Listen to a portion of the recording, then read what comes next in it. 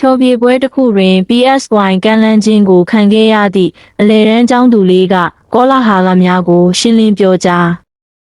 အဆိုတော် PSY Summer Swap ဖြောပြေပွဲတွင်ရုတ်တရက်ကမ်းလှမ်းခြင်းခံရပြီးလူပြောများရေပန်းစားလာခဲ့သောအလယ်တန်းကျောင်းသူကင်မယာဟီခင်မရေသည်သူမနှင့်ပတ်သက်သည့်ကောလာဟာလများကိုကိုယ်တိုင်ရှင်းလင်းပြောကြားခဲ့သည်ဇူလိုင်လ29ရက်နေ့တွင်ကင်မယာဟီကသူမ၏လူမှုကွန်ရက်အကောင့်တွင်ကျမကသင်တန်းသူ trainee တယောက်မဟုတ်ပါဘူးဆိုသည့်စာသားနှင့်အတူဗီဒီယိုတစ်ခုကိုတင်ခဲ့သည်သူမသည်လက်ရှိတွင် idol တဦးဖြစ်လာရန်အိမ်မက်ဖြင့်အကသင်တန်းကျောင်းတစ်ခုတွင်လေ့ကျင့်နေသောအကဝါသနာရှင်တဦးသာဖြစ်ကြောင်းနှင့်မြည်သည့် agency နှင့်မှစာချုပ်ချုပ်ဆိုကာပွဲဦးထွက်ရန်ပြင်ဆင်နေသည့်သင်တန်းသူတဦးမဟုတ်ကြောင်းသူမကရှင်းပြခဲ့သည်ယခင်ကကင်မြာဟီသည် PSY Summer Swag ဖြောပြေပွဲအတွင်းပွဲကြည့်စဉ်ရှိအေယာမဖန်သားပြင်ပေါ်တွင်သူမ၏ပုံရိပ်ပေါ်လာချိန်၌လူအများ၏အာယုံစိုက်ခြင်းကိုလျင်မြန်စွာရရှိခဲ့ခြင်းဖြစ်သည်အဆိုပါဗီဒီယိုသည် YouTube Shorts နှင့်အခြားသောလူမှုကွန်ရက်များတွင်လျင်မြန်စွာပြန့်နှံ့သွားခဲ့ပြီးကြည့်ရှုသူတန်းပေါင်းများစွာကျော်လွန်ကအလွန်တရာစိတ်ဝင်စားမှုများကိုရရှိခဲ့သည်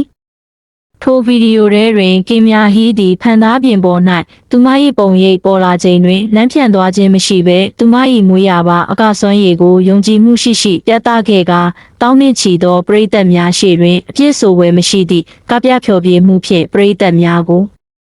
အားသင့်စေခဲ့သည်ထိုအဖြစ်အပျက်ကိုစောင့်ကြည့်နေသော PSY ကိုယ်တိုင်ကလည်းသူမကိုချက်ချင်းပင်ကမ်းလှမ်းလိုကြောင်းထုတ်ဖော်ပြောဆိုခဲ့သည်ဖနေရှော့အကြီးအကဲဖြစ်သူ PSY ကဖြောပြေပွဲအတွင်းဖနေရှင်ကဝန်ထမ်းတွေဒီကျောင်းသူလေးရဲ့ဆက်သွယ်ရန်အချက်လက်ကိုယူထားပေးပါဟုပြောကြားခဲ့ပြီးမကြာခင်မှာကျွန်တော်တို့ထပ်တွေ့ရမယ်လို့ထင်ပါတယ်။ဟုထပ်လောင်းပြောဆိုကပရိသတ်များ၏မျှော်လင့်ချက်များကိုမြင့်တက်စေခဲ့သည်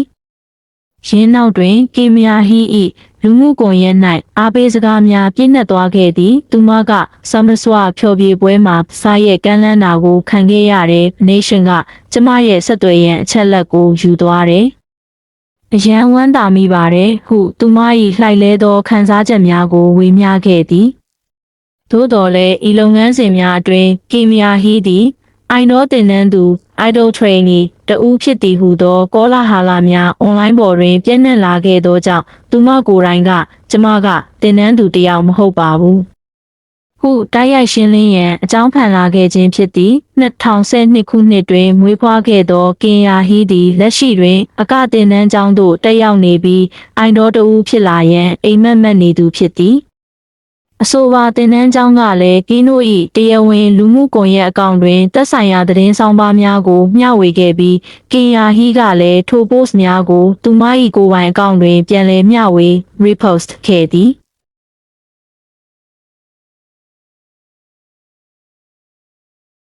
အလက်အဖွဲ့သည် New Gens အားကူးချသည်ဆိုသောဆွဆွဲမှုများနှင့်ထပ်မံရင်ဆိုင်ရပြန်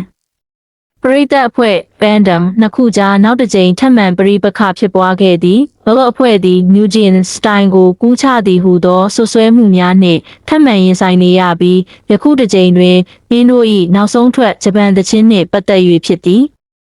အငင်းပွားဖွယ်ရာသချင်းသစ် Bullet Club မင်းကလေးအဖွဲ့သည်ရင်းတို့၏ဒုတိယမြောက်ဂျပန် single သချင်းဖြစ်သော I Got Your Back music video ကိုမကြာသေးမီကထွက်ရှိခဲ့တော်လဲရင်းဗီဒီယိုသည်အလျင်အမြန်ပင်အငင်းပွားဖွယ်ရာအကြောင်းအရာတစ်ခုဖြစ်လာခဲ့သည်အချို့သောပရိသတ်များကအဆိုပါ music video ရှေးဟောင်းပုံစံ retro ဖီလာများတီးဖြတ်မှုပုံစံနှင့်ရေဘူးရလေးထုအမွေသက်တို့ကို2024ခုနှစ်တွင်ထွက်ရှိခဲ့သည့် New Gens ဂျပန်ပွဲဦးထွက် single သချင်း Supernatural နှင့်နှိုင်းယှဉ်ခဲ့ကြသည်တူညီမှုများသည်လစ်လျူရှုထား၍မရလောက်အောင်တိတာလွန်းနေသည်ဟု New Gens ပရိသတ်များကဆိုကြတော်လဲအခြားသူများကမူရင်းရုပ်ထွက်များသည်အခြားအဖွဲ့တစ်ခုကိုတိုက်ရိုက်ကူးချထားခြင်းမဟုတ်ဘဲအများသုံးလေးရှိသော retro ပုံစံရေးစည်းကြောင်းများအပေါ်တွင်သာအခြေခံထားခြင်းဖြစ်သည်ဟုပဝိပတ်မှကာကွယ်ပြောဆိုခဲ့ကြသည်အတိတ်ကပြဿနာများပြန်လည်အသက်ဝင်လာခြင်းယခုအငင်းပွားမှုက high blood အောက်ရှိအဆိုပါမိန်းကလေးအဖွဲ့နှစ်ဖွဲ့ကြားအတိတ်ကဖြစ်ပွားခဲ့ဘူးသောဆွဆွဲမှုများကိုပြန်လည်အသက်ဝင်လာစေခဲ့သည်မူလအငင်းပွားမှုသည်2024ခုနှစ်အတွင်း Heidi နှင့် မင်းကြီးချင်းတို့ကြားလူသိရှင်ကြားပြဿနာဖြစ်ပွားခဲ့ခြင်းတွင်စတင်ခဲ့ခြင်းဖြစ်သည်ဆွဆွဲချက်များ Adversio Hallman Hijin က Illity Nugent's concept ဖြစ်သောဝစ်စားစင်ရင်မှုစတိုင်ကကွက်နှင့်ရေဘူးရပုံရိပ်အစရှိသည်တို့ကိုကူးချခဲ့သည်ဟုဆွဆွဲခဲ့သည်တုံ့ပြန်မှု Belief Laban မှအဆိုပါဆွဆွဲချက်များကိုညှင်းဆိုခဲ့ပြီးထိုပြောဆိုချက်များသည်မှားယွင်းကြောင်းထုတ်ပြန်ကာသူမကိုတရားဥပဒေအရအရေးယူမှုများပြုလုပ်ခဲ့သည်ထိုအချိန်မှစ၍အဆိုပါအဖွဲ့နှစ်ဖွဲ့သည်ပရိသတ်များ၏ထက်တလဲလဲနှိုင်းယှဉ်ခြင်းကိုခံခဲ့ရပြီးနှစ်ဖက်စလုံးကတစ်ဖက်နှင့်တစ်ဖက်မတရားဆက်ဆံခံရသည်ဟုပြန်လည်ဆွဆွဲခဲ့ကြသည် I got your back တချင်းထွက်ရှိလာပြီးနောက်ပရိသတ်များသည်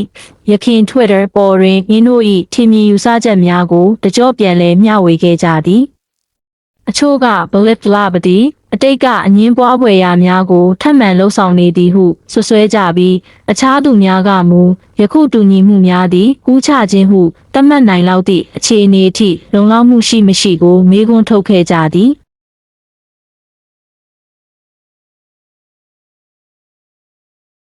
Jumanji Open World ရုပ်ရှင်နမူနာ Trailer တွင် Dwayne Johnson Jack Black နှင့် Kevin Hart တို့ဂိမ်းဆက်ထဲမှထွက်လာခြင်းကိုမြင်တွေ့ရမည်ယခုနှစ်ကုန်ပိုင်းတွင်ဆန်နီမှယုံတင်ပြသမည့်ဤသုံးကားမြောက်ဇက်သိမ်းပိုင်းအတွက်ဒရိုက်တာ Jake Kasdan ပြန်လည်ပါဝင်လာပါသည် Jumanji Open World ပထမဆုံးရုပ်ရှင်နမူနာတွင် Dwayne Johnson Jack Black Kevin Hart နှင့် Karen Gillan တို့သည်တောကြီးမြက်မဲထဲမှထွက်ခွာလာကြသည်ကိုမြင်တွေ့ရမည်ဖြစ်သည်ဒရိုက်တာ Jake Kasdan ဤရုပ်ရှင်ကို Sony Pictures မှဒီဇင်ဘာလ25ရက်နေ့တွင်ယုံတင်ပြသရန်စီစဉ်ထားပါသည်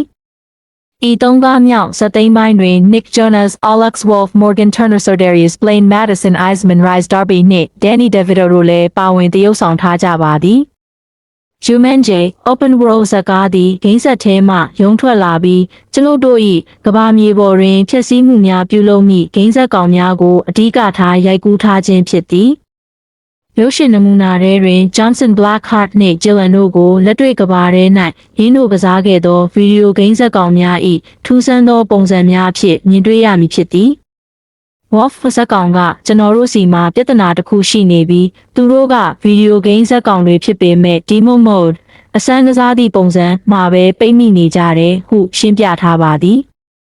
ဤရုပ်ရှင်သည်1995ခုနှစ်က Chris Van Allsburg 1981ခုနှစ်ထုတ်ကလေးဝတ္ထုကိုအခြေခံပြီး Robin Williams ပါဝင်သရုပ်ဆောင်ခဲ့သည့်ဇာတ်ကားနောက်ပိုင်းအသစ်ပြန်လည်ရိုက်ကူးခဲ့သော2019ခုနှစ်ထုတ် Jumanji ဇာတ်ကားများ၏အဆက်ဖြစ်ပါသည်2019ဇာတ်ကားနှင့်2019အဆက်ဇာတ်ကားတို့ကိုရိုက်ကူးခဲ့သောဒရိုက်တာ Kasdan သည်ယခု Open World ဇာတ်ကားကို Jeff Pinkner, Scott Rosenberg တို့နှင့်အတူပူးတွဲရေးသားထားသည့်ဇာတ်ညွှန်းဖြင့်ပြန်လည်ရိုက်ကူးထားပါသည် Kasdan Johnson, Matt Tomach, Danny Garcia နှင့် Hiram Garcia တို့ကထုတ်လုပ်သူများအဖြစ်ပါဝင်ထားပါသည် Welcome to the Jungle ဇာတ်ကားသည်ဗီဒီယိုဂိမ်းတစ်ခုထဲတွင်လူကြီးဇက်ကောင်များအဖြစ်ပိတ်မိသွားခဲ့သောဆယ်ကျော်သက်တငယ်ချင်းတစုအကြောင်းကိုအဓိကထားရိုက်ကူးခဲ့ခြင်းဖြစ်သည်။မင်းကို2019ခုနှစ်ဒီဇင်ဘာလတွင်ယုံတင်ပြသခဲ့ပြီးကမ္ဘာတဝန်းယုံဝင်ငွေဒေါ်လာ950တန်းကျော်ရရှိခဲ့ပါသည်။ The Next Level ဟုအမည်ပေးထားသည့်2019ခုနှစ်အဆက်ဆက်ကားသည်လည်းကမ္ဘာတဝန်းတွင်ယုံဝင်ငွေဒေါ်လာ800တန်းကျော်ရရှိခဲ့ပါသည်။ယခုနှစ်အစောပိုင်းကကျင်းပခဲ့သောစနမကန်ပွဲတွင် Johnson Hart နှင့် Black တို့သည်စိတ်မြင့်ထက်၌ယခုရုပ်ရှင်အသစ်၏ပထမဆုံးဇာတ်ဝင်ခန်းတချို့ကိုပြသခဲ့ပြီးစကားအမည်ကိုလည်းထုတ်ဖော်ကြေညာခဲ့ပါသည် Black ကပရိသတ်များကိုရုပ်ရှင်တကားရိုက်ကူးရာမှာဒီလောက်အထိပျော်စရာကောင်းတာမျိုးတစ်ခါမှမကြုံဘူးပါဘူးဒါကအခုအချိန်ထိကျွန်တော်ရဲ့အနှစ်သက်ဆုံးပါပဲဟုပြောကြားခဲ့ပါသည်